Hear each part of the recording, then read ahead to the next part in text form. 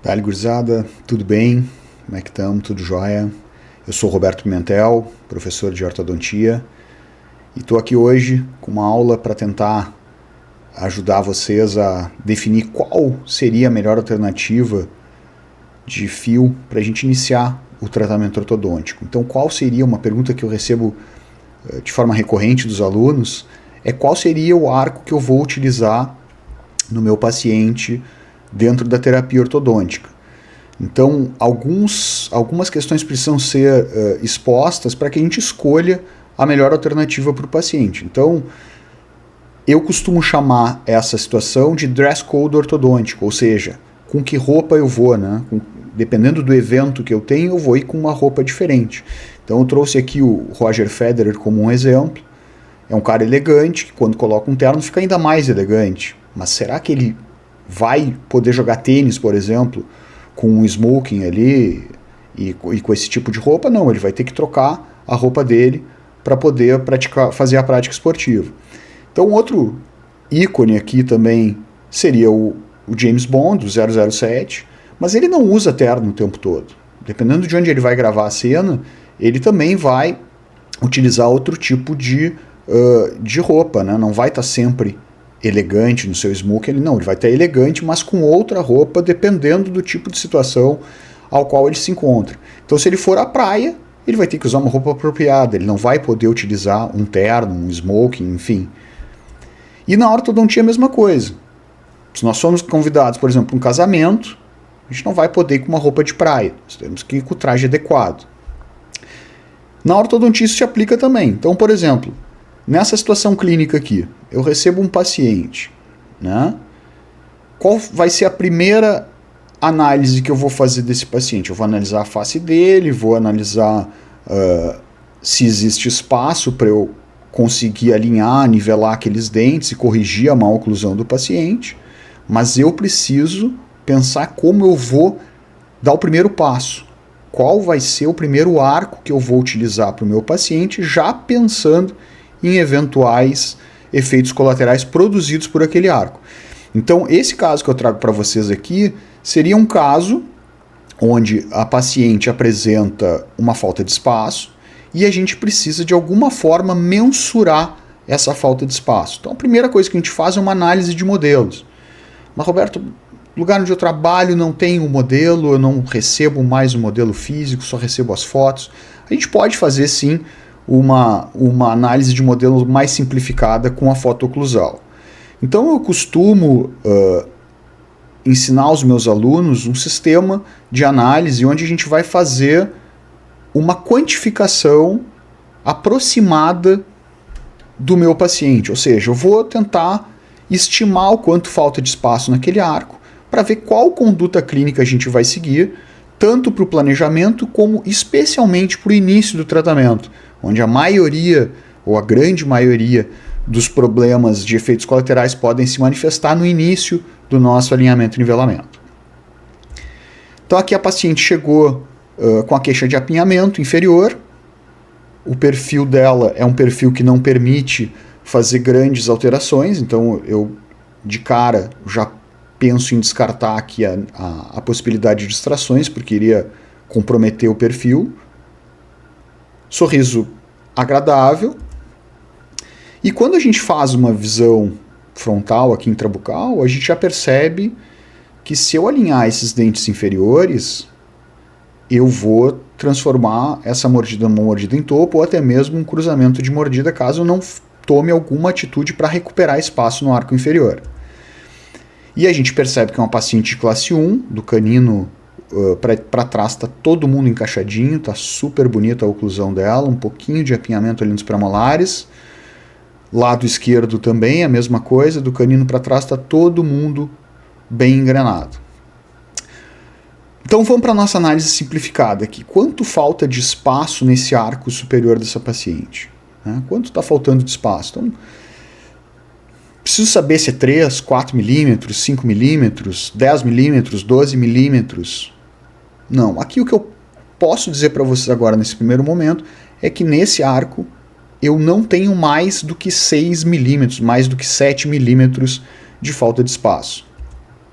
E no arco inferior? Bom, no arco inferior já começa a mudar um pouquinho o nosso panorama. Por quê? Porque eu tenho um apinhamento severo, o meu incisivo central e o meu lateral aqui tem uma giroversão bastante importante, uma falta de espaço grande, os dois caninos também têm um pouquinho de falta de espaço.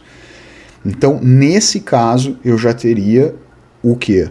Uma falta de espaço maior do que 6 milímetros, ou seja, esse caso aqui é um caso que já entraria no que a gente chama de caso borderline, onde a falta de espaço ficaria entre 7 a 10 milímetros. Então, como é que eu vou fazer essa análise simplificada de modelos através das minhas fotografias oclusais? Que já vem toda a documentação ortodôntica, você não está recebendo essa documentação ortodôntica aí.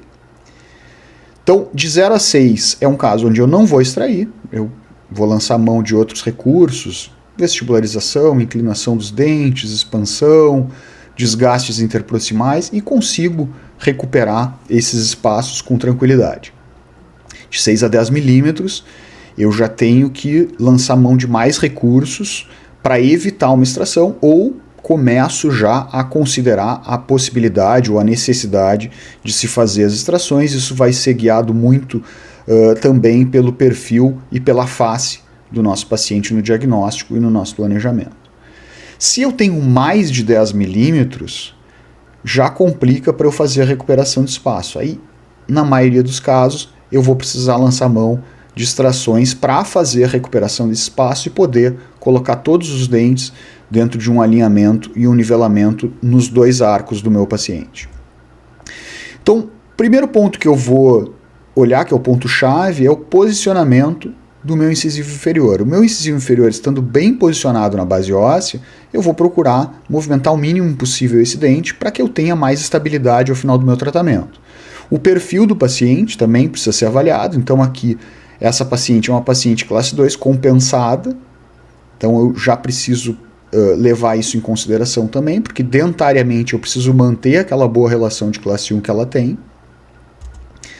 O perfil facial aqui numa sobreposição, ele também, a gente percebe que as extrações nesse caso trariam um prejuízo grande, tanto na inclinação dos incisivos, quanto no posicionamento do meu incisivo inferior, e também no aspecto de prejuízo ao perfil facial, porque achataria muito esse perfil e traria um efeito negativo do tratamento ou da extração em relação ao perfil mole. Então, qual é a dica que eu trago para vocês aqui? Aí, para quem está começando ou para quem já trabalha com ortodontia, que já tem a sua própria dinâmica de trabalho, o que eu acho é que não existem protocolos. Então, a gente não pode ficar tanto refém do aparelho, de um sistema de aparelho, seja ele autoligado, seja ele fixo, alinhadores, enfim, ortopédicos. A gente precisa trazer todos os recursos possíveis que a ciência nos oferece, seja na ortodontia ou na ortopedia, e aliar esses recursos para trazer o maior benefício possível para o nosso paciente. Então, o que vai determinar que arco eu devo iniciar o meu tratamento está relacionado diretamente com essa análise de modelos. Então, se eu tenho um caso onde me falta pouco espaço, de 0 a 6 milímetros, o que eu vou considerar? A primeira coisa que eu vou considerar é a questão se eu tenho grandes giroversões, se eu tenho uma quantidade de espaço restrita a poucos dentes, eu posso começar, se eu tiver grandes giroversões, com um fio mais leve, um fio menos calibroso, para que ele tenha maior flexibilidade, maior penetração dentro da canaleta do bracket. Então, eu preciso começar com um fio mais leve, posso começar com um fio 0,12. São raros os casos onde a gente vai precisar de mais flexibilidade no fio, em casos que a gente tem exatamente menos apinhamento, ou seja, menor falta de espaço. Se eu tiver giroversões já moderadas, médias, eu vou entrar com um fio um pouquinho mais calibroso, que eu não vou precisar fazer tanta correção de rotação, e aí eu entro com 0,14. Se eu tenho pouca rotação, ou seja, meus dentes estão relativamente bem alinhados, eu posso iniciar com um fio mais calibroso. Então, eu posso iniciar, por exemplo, com um fio 0,16. Eu dou preferência para utilizar o fio termativado, o nitinol termativado, mas quem quiser usar um Kupernitai ou eventualmente até um nitinol convencional, pode utilizar aqui, desde que eu tenha pequenas rotações, suaves rotações, ou até mesmo a ausência dessas rotações, especialmente nos casos de biprotrusão. Quando eu tenho um caso de 7 ou de 6 a 10 milímetros, eu considero esse caso que a gente chama de borderline. O que ele é um caso borderline? Um caso limite. Então eu vou ter que utilizar diversos recursos aqui para recuperar esse espaço e eu posso sim ter um impacto muito maior dos efeitos colaterais iniciais do alinhamento e nivelamento. Então se eu entrar com um fio e não controlar os efeitos colaterais, eu vou vestibularizar excessivamente esses dentes e depois eu vou precisar fazer uma verticalização desses dentes e aí vou talvez precisar lançar mão de recursos como desgastes interproximais, IPR, ou até mesmo, em casos mais severos, algumas distalizações ou até mesmo extrações. Então os casos borderline talvez sejam os que demandam maior atenção, talvez um pouco menos do que os casos com extração, mas ainda assim são casos que a gente precisa conduzir com um certo cuidado para não transformar esse caso num caso mais complexo. Então, seguindo a mesma lógica que a gente segue dos casos com pouco apinhamento, quando eu tiver grandes giroversões, inicio com fio 0,12 de nitinol, giroversões médias com 0,14, e aí que vem a situação que difere um pouquinho agora quando a gente trata casos com um grau de apinhamento maior ou com uma falta de espaço um pouco maior. Eventualmente eu posso lançar a mão de colar determinado bracket. Então não preciso colar todos os brackets e passar o fio em todas as canaletas, não. Eu posso retardar a colagem de determinado dente que está mais mal posicionado, seja no sentido vertical, ou seja, por uma rotação excessiva. E aí eu vou montando o meu arco ou contínuo ou o que a gente chama de arco segmentado. Então, por exemplo, se a minha falta de espaço demanda uma recuperação de espaço, eu posso utilizar um fio de aço contínuo, desde que ele não passe nos dentes com maior apinhamento, ou segmentar e utilizar alças para recuperação desses espaços. Dentro desse recurso, eu acredito que as alças são fundamentais para quem trabalha ou quem quer trabalhar com segurança no consultório. Eu acho que ela, apesar de ser um recurso hoje considerado uma ortodontia raiz, eu ainda acredito que as alças e as dobras são ferramentas que o ortodontista precisa dominar, precisa conhecer para ter uma boa finalização ou para ter principalmente um controle do seu tratamento. Então, dentro da especialização, os nossos alunos trabalham bastante com arco segmentado ou então com essa colagem parcial do sistema de brackets para impedir exatamente que os efeitos colaterais se manifestem de forma mais intensa. Eu também posso, caso eu tenha recurso necessário para fazer uma extração, por exemplo, eu posso fazer essa retração, no caso borderline, já utilizando as minhas alças, alça em T, alça de tipo bull, helicoides, enfim, qualquer alça para fazer a movimentação do meu dente e minimizar a vestibularização e os efeitos colaterais produzidos pela projeção dos dentes no alinhamento inicial. Então a gente trabalha bastante com segmentação. Eu particularmente prefiro trabalhar com essa última alternativa quando trabalho com alças. Eu gosto muito do fio de TMA, então eu uso TMA 0,18 por 0,25, normalmente com alça T, mas essa é uma escolha particular minha, e eu utilizo ele para fazer exatamente a verticalização do meu dente e a retração concomitante no primeiro momento onde o paciente extraiu e está começando o seu tratamento. Então eu faço primeiro o controle do espaço gerado por extração, para depois conduzir o meu alinhamento e nivelamento. Já em casos com extração, eu vou trabalhar em dois momentos distintos. O paciente que tem pouco falta de espaço, eu vou trabalhar com ele e fazer a extração no momento mais tardio. O paciente que tem um apinhamento mais severo, eu vou fazer a extração no momento precoce, antes da instalação do aparelho, ou logo em seguida a instalação do aparelho, e vou trabalhar já iniciando a minha retração, ou pelo menos o controle do espaço gerado pela extração. Então, nos casos onde a gente está trabalhando com um paciente que tem muita giroversão, eu posso trabalhar com o 12 segmentado ou com o 12 nitinol contínuo. O problema do 12 segmentado é que muitas vezes é um fio muito leve e ele pode acabar basculando e escapando no paciente. Então a gente faz travas, dobras, muitas vezes amarrilhos metálicos para impedir que aconteça esse tipo de situação.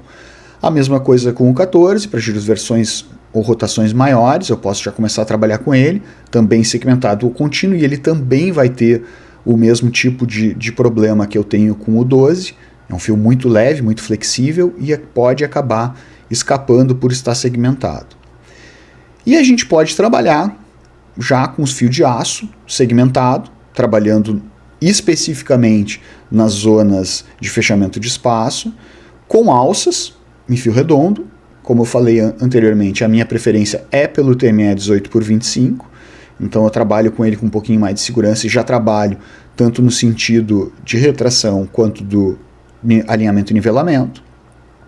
E para aqueles que preferem, podem também trabalhar com o fio 19x25 de aço, com alça, aplicando forças um pouquinho mais leves, trabalhando com o fio com uma quantidade menor de deflexão, certo? Tudo isso eu estou falando aqui trabalhando com o slot 22, mas existem adaptações que a gente pode ver depois por slot 18.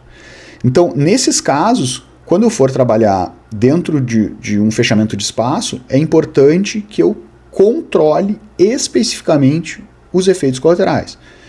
Ou seja, se eu vou fazer uma retração, eu não quero que meus dentes vestibularizem. E aí entra a segmentação como uma alternativa super importante para que a gente consiga controlar esses efeitos colaterais iniciais do alinhamento e nivelamento. Então esse caso aqui é um caso onde o paciente tem uma falta de espaço mais grave, já com mais de 10 milímetros aqui no arco, então eu não preciso identificar se são 11, se são 12, se são 14 milímetros que faltam, não, eu só preciso saber se são mais de 10 milímetros. Sabendo que é mais de 10 milímetros, provavelmente aqui a gente vai precisar lançar mão de extrações.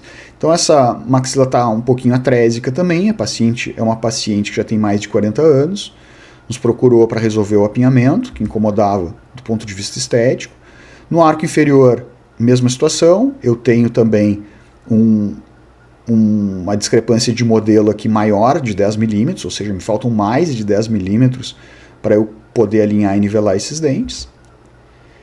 E ela apresenta uma relação de classe 1, ou seja, aqui eu vou precisar fazer a extração de 4 elementos dentários. Qual dente eu vou extrair aqui nessa situação? Percebam que o 15 ele está palatinizado, escurecido e possui uma restauração bastante extensa com suspeita de envolvimento endodôntico. Então o que a gente vai fazer? A gente vai tirar o 15. Só que para tirar o 15 eu vou precisar fazer um controle maior no meu movimento de retração, principalmente controlando a vestibularização dos meus incisivos. Então aqui esse caso foi conduzido por uma aluna, ela fez uma alça em T com fio 18x25 de TMA. Percebam que a alça ela tem aqui alturas diferentes, ou seja, ela já vai trabalhar também no vertical. Foi feita uma ativação bastante suave no TMA aqui, uma leve abertura no TMA, e o fio foi travado e foi colado aqui de forma segmentada. O lado direito e separado dos meus incisivos. Percebam que no mês seguinte a alça já apresenta os dois terminais dela na mesma altura, ou seja, o dente já teve um nivelamento. Ela fechou aqui, já estava novamente ativa, mas essa diferença aqui são de 30 dias. E eu já tenho um pequeno diastema aqui, uma pequena abertura de espaço, ou seja, já tive uma retração do meu premolar para liberar espaço e eu poder corrigir a rotação desse canino. Bom, gente, espero que essa breve aula ajude vocês a tomar a decisão de qual fio iniciar no tratamento ortodôntico. Vejo vocês numa próxima. Até breve.